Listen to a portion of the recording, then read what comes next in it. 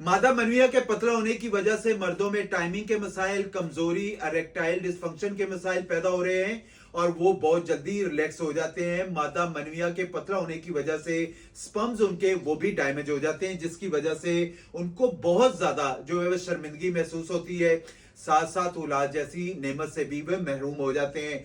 इंतहाई आसान और जबरदस्त नुस्खा बताने वाला हूं, आप इसको घर पे बना के इस्तेमाल करें। आपको इरेक्टाइल डिसफंक्शन का मसला, टाइमिंग के मसले, आपको जरियान के मसले हो रहे हैं, आपको पावर के मसले आ रहे हैं, आप सही तरीके से अपनी वाइफ को सेटिस्फाइड नहीं कर पा रहे हैं, तो अल्लाह पाक के फजलो करम से इसके इस्तेमाल करने के बाद मैं कहता हूं टाइमिंग जितनी चाहेंगे आपकी बढ़ जाएगी। आप इसको इस्तेमाल करें, आपको खुद भी अंदाजा हो जाएगा कि अल्लाह पाक के फजलो करम से इस देसी नुस्खे के इस्तेमाल से नेचुरली अपने अंदर एक कुव्वत मदाफियत जो है वो पैदा होगी। लेना कि आप लोगों ने सतावर ले लेना है 200 ग्राम, सालब पंजा ले लेना है 50 ग्राम, मगज तुखम कूंज ले लेना है 100 ग्राम, सिंगाड़ा ले लेना है 100 ग्राम और जाफरान 5 से 10 ग्राम। इन सारी चीजों को ब्लेंडर में ब्लेंड करके पाउडर बना ले।